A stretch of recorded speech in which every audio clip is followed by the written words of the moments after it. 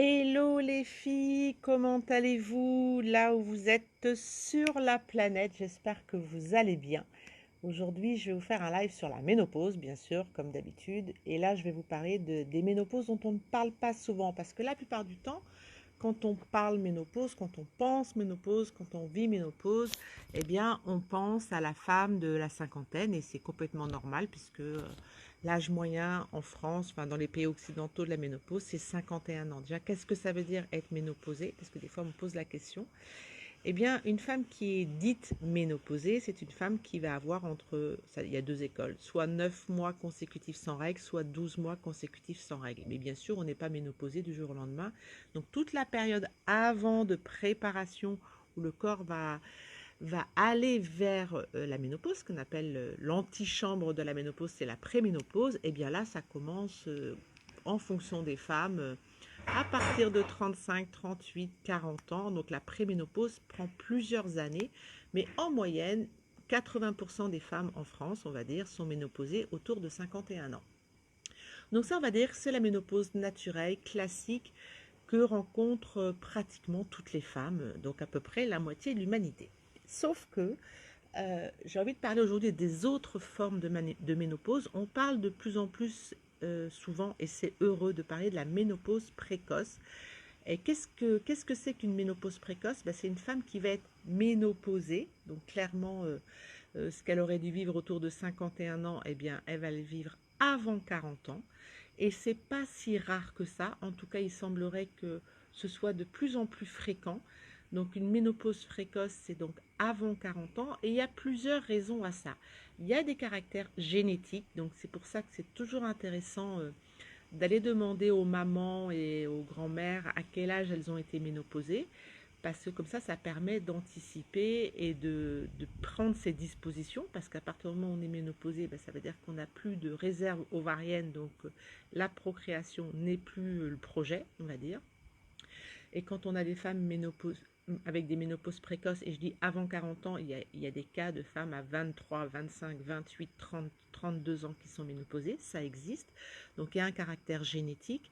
Et puis il y a aussi bien sûr des ménopauses précoces qui peuvent être induites par une chirurgie ovarienne. Il est évident que si pour une raison ou pour une autre, vous avez une ablation des ovaires, ben, de fait, vous allez être ménopausée possiblement beaucoup plus tôt que de raison, si j'ose dire. Et là aussi, ça induit quoi? Ça induit que la procréation ne va plus être possible de façon en tout cas naturelle. Et puis, bonjour Christine, bonjour Annick. Et puis, ça implique aussi que, évidemment, les troubles liés à la ménopause peuvent apparaître, bien sûr, c'est ces femmes-là qui sont parfois très très jeunes.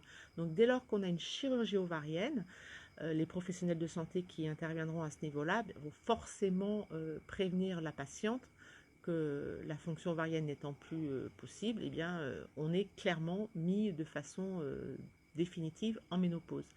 Après, il y a certains traitements comme la chimiothérapie et la radiothérapie qui induisent également des ménopauses précoces. Donc ça, il faut quand même le savoir. Puis certaines pathologies qui peuvent être responsables de ménopause précoce, des maladies surtout auto-immunes comme le lupus, la maladie de Crohn, de mémoire l'hypothyroïdie aussi, l'hypothyroïdie, certaines maladies comme la maladie cœliaque et la polyarthrite rhumatoïde. Donc vous voyez, ces pathologies-là plutôt auto-immunes ont comme conséquence d'induire également des ménopauses précoces. Donc si vous êtes atteinte de ce genre de pathologie, je pense que vous avez été informé, vous êtes au courant.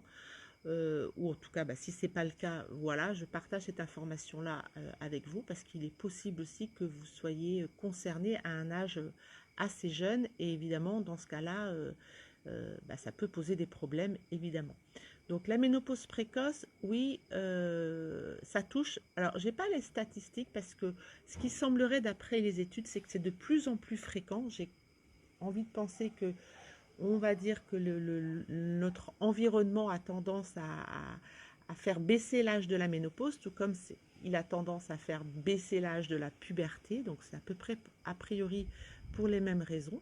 Mais ne pas oublier de penser à ces femmes jeunes qui sont ménopausées et qui se retrouvent donc à gérer probablement dans un premier temps cette information, cette nouvelle qui est souvent mal vécue, et on peut comprendre pourquoi, et qui en plus vont se retrouver possiblement avec les troubles de la ménopause, que sont les bouffées de chaleur, les troubles de l'humeur, la prise de poids, et tout ce qui est plus ou moins attendu, pas obligatoire et pas automatique, plus ou moins attendu à l'âge classique de la ménopause. Donc, voilà le petit aparté que je voulais faire avec vous aujourd'hui, parce qu'il faut qu'on en parle de cette fameuse ménopause précoce aussi. Parce qu'il y a beaucoup de femmes qui, alors déjà en temps normal, la majorité des femmes ont le sentiment d'être un peu démunies, d'être un petit peu toutes seules. Quand c'est une ménopause qui est précoce, c'est encore plus violent, si j'ose dire. Alors, il existe également des groupes Facebook, il existe des forums. Il faut vraiment, dans ce cas-là, se rapprocher de personnes qui vivent la même chose au même moment, parce que ce sera beaucoup plus facile, d'une certaine façon, de pouvoir appréhender cette étape-là de la vie quand elle est arrivée avant l'âge attendu. Donc, l'occasion de parler de la ménopause précoce, c'est une occasion comme une autre, et je voulais absolument qu'on puisse échanger là-dessus.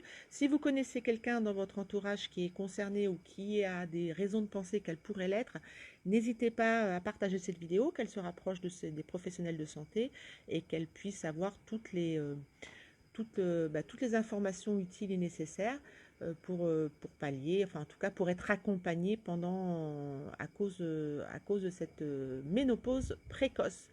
Donc voilà les filles pour la vidéo du jour. Dites-moi si vous la voyez en live ou en replay. Ça m'intéresse. Et puis sinon, comme tous les jours, hein, le petit conseil du jour, c'est honorez-vous tous les jours pour que le monde autour de vous vous honore en retour. Et si vous connaissez une femme qui vit ça, soyez et euh, douce et compréhensive. C'est quelque chose qui n'est pas facile à vivre sur le plan psychologique, et conseillez-la de se faire accompagner à ce moment-là, parce que c'est important pour elle d'être comprise, parce que souvent une femme qui va être ménopausée dans la vingtaine ou dans la trentaine, ça paraît tellement incroyable qu'on a possiblement du mal à la croire, alors que oui, si, ça existe, et quand, encore une fois, ça a l'air d'être un petit peu plus fréquent que dans le temps. Donc voilà. Voilà les filles pour la vidéo du jour, et je vous dis à demain pour une nouvelle vidéo. Bye bye.